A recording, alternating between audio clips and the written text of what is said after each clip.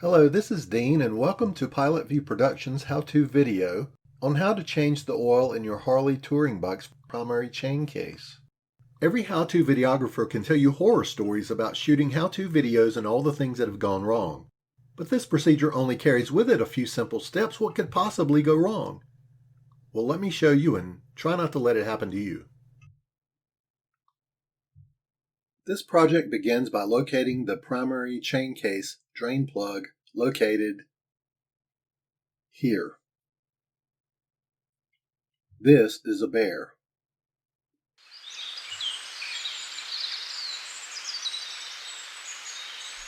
While you don't need a motorcycle or ATV jack like this one to complete this project, this type of jack does allow for easier removal of the drain plug and placement of the drain pan.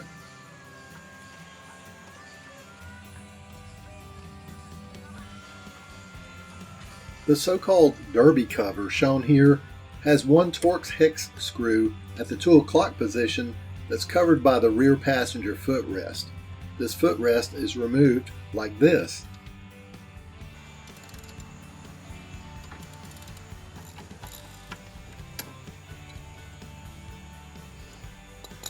Upon reinstallation, the hex screw will go into this hole that looks a bit rusty. And note there is an alignment pin that fits into the opening immediately beneath the hex screw hole.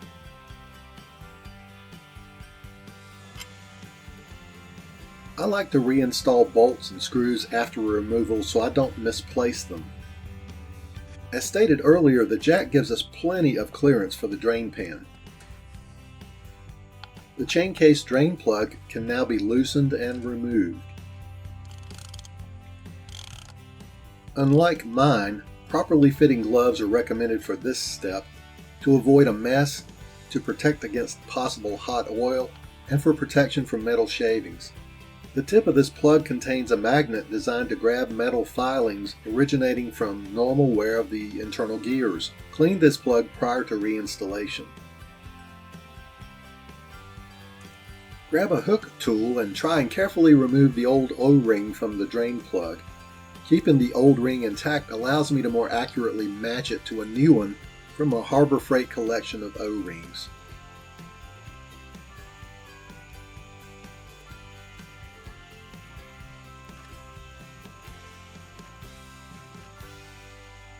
It's been my experience that using a slightly thicker or thinner O-ring is not as much of an issue as matching the correct diameter. Press the new O-ring over the plug's threads all the way to the bottom where there is an indentation into which the ring seats. My day was about to get much more complex because I didn't notice that these 5 Torx hex screws on the derby cover were so-called security screws. Note the protruding pin in the center. A security Torx hex screw is meant to be loosened and tightened using these types of bits with center holes and not the type I was using with a flat tip. Observe my almost total lack of success.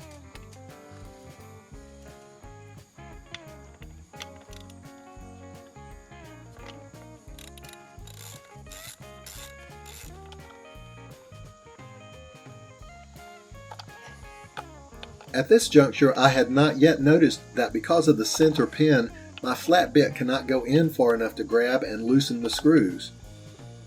Fortunately, I caught on to the problem and switched socket bits to the correct type.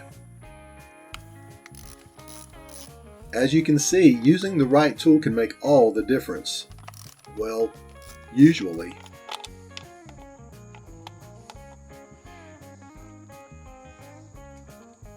Yep, you saw and heard it right. The bit tip broke right off. Now I've got 2 issues. I have to figure out a way to remove a broken bit and figure out how to remove the last 2 security hex screws when I've got no more matching bits at my disposal. I sprayed on some penetrating oil to let it work and replaced the 1 screw I had totally removed so as not to misplace it. Hardhead that I am, I tried to get the broken bit to work, without success of course. Since the broken bit has a sharp edge on the face, I decided to grind it down flat to see if it would even fit inside the screw anymore.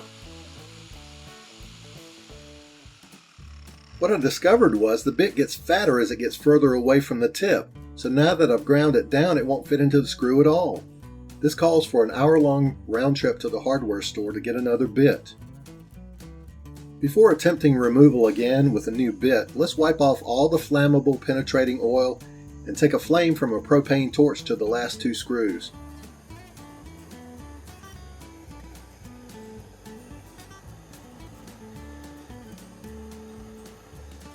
Hopefully the heat will cause the broken bit tip to work loose as well. Now I'm using my cutters not to try and cut the broken tip, but to better pinch the protruding piece. And look at that, it came right out, almost fell out. A little more heat prior to using my new bit.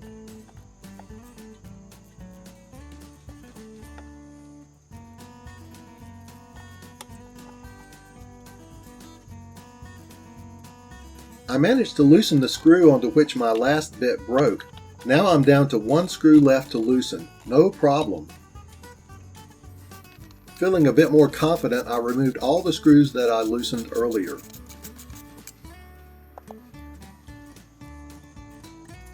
A little more oil.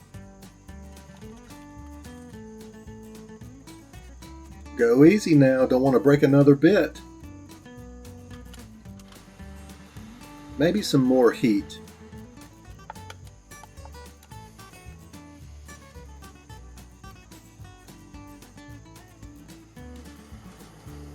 Okay, time to break out the heavy artillery.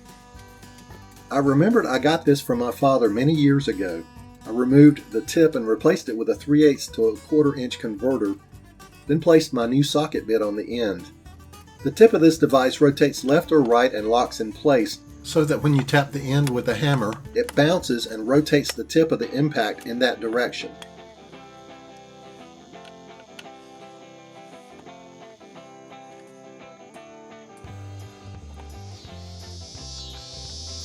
The sounds of the insects alert me that it's almost end of day, and I've been at this for a couple of hours now just to try and remove 5 screws. My concern is that I will strike the impact screwdriver so hard that it might crack the derby cover. Follow along with me.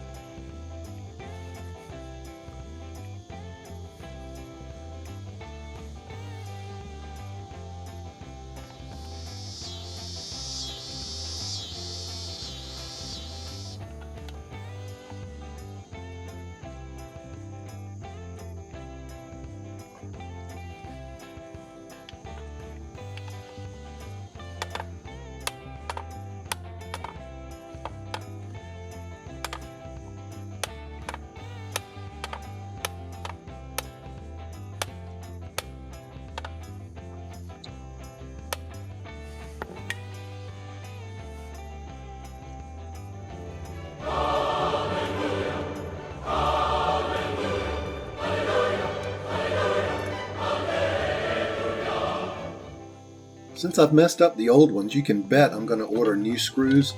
You can also bet they won't be the security type. The inside of the derby cover is wiped clean. Then the hook tool is used to remove the old rubber gasket. A new gasket is recommended each time the cover is removed. I cleaned off any residual oil underneath the gasket. I'll post a link underneath the description section of this video showing where I ordered my new gasket in case you wish to follow suit.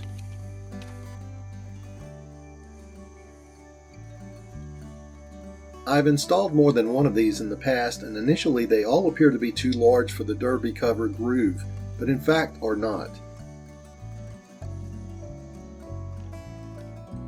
The chain case has now had plenty of time to drain, so the opening is wiped clean and the drain plug reinstalled.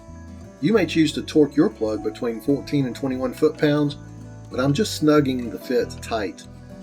Take care not to over-tighten, as over-tightening can actually over-compress the O-ring and cause a leak. The drain pan is temporarily removed and the bike is lowered onto its jiffy stand. This company is not a sponsor, and I'm not suggesting this is the only type of Chaincase oil you can use, but I've used it before with confidence. This indention in the case is used to refill the oil. If you have it, a funnel with a small tip can fit between this indention and the clutch. I'm going to start by pouring in the entire quart of oil. The idea is, while the bike is on level ground and sitting on the jiffy stand, I place just enough oil in the Chaincase to where it begins to weep just over the top of that indention mark. Let me show you.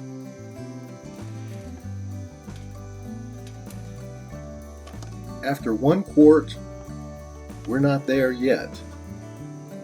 I ended up adding approximately 4 more ounces to get to the point at which I'm about to show.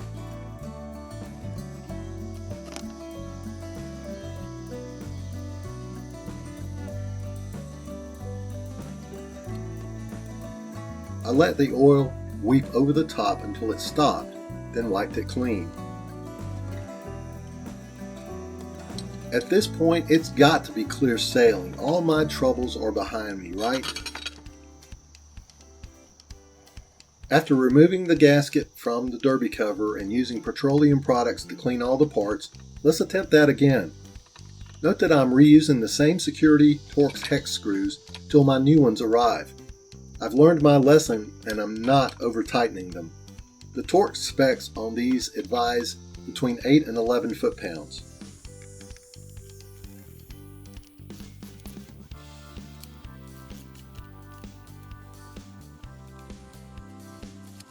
The new screws I ordered are hex only, not Torx hex and not security Torx hex. I also placed a claim with Kobalt regarding the broken bit, and they sent me a new one. Let me show you. This is the part number. This bit looks much more sturdy than my older one, and note the hole in the tip.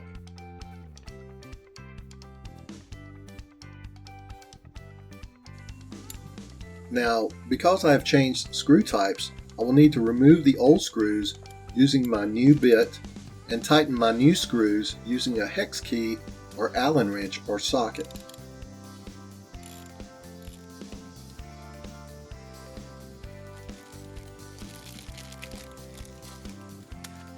If you're confused, let me show you the difference. Whether security Torx or not, a Torx bit has 6 sides with valleys cut between each point. A hex key, aka Allen wrench, also has 6 sides, but between each point it is flat. You would not be able to tighten Torx screws with a hex wrench because of those valleys. Some online folk claim that they do not like Torx hex screws, especially security Torx hex screws, because the tips of the bits used to tighten and loosen them tend to break off due to being hollow on the tip and having shallow walls. You be the judge based on what you've seen.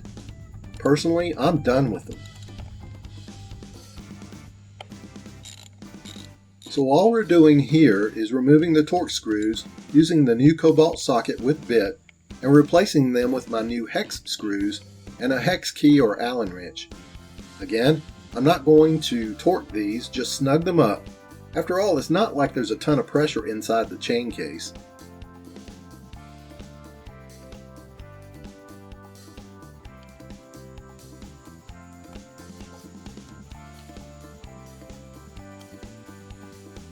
We finish up this project by placing blue thread lock that comes in a red container onto the footrest hex screw. Remembering to place the alignment pin in its proper location, begin to hand tighten the screw. Now there's not a lot of clearance here, not even enough for a socket extension nor my torque wrench. So I'm just going to really snug this down, and in conjunction with the thread lock it's going to be fine.